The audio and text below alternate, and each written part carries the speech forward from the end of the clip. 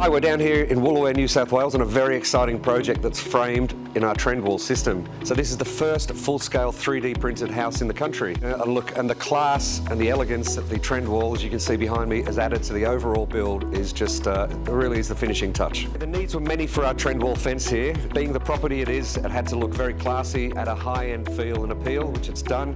There is an element of retaining at the bottom of this as well, between the two blocks. But being a duplex, it is very important for acoustic attenuation.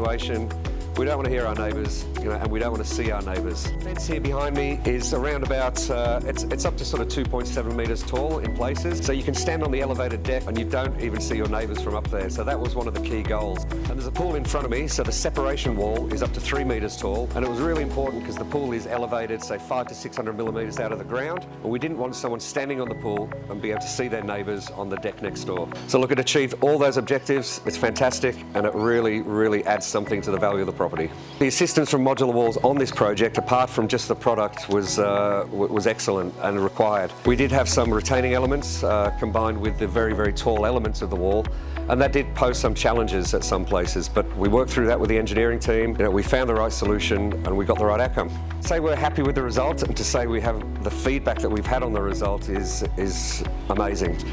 So the amount of comments that we get on the modular wall, and I don't think people actually realise what a modular wall of this nature actually does until you put one in. But you walk in here, you spend the extra money, maybe you spend an extra 10 grand on the modular wall, but I reckon it's put 50 to 100 grand on the house.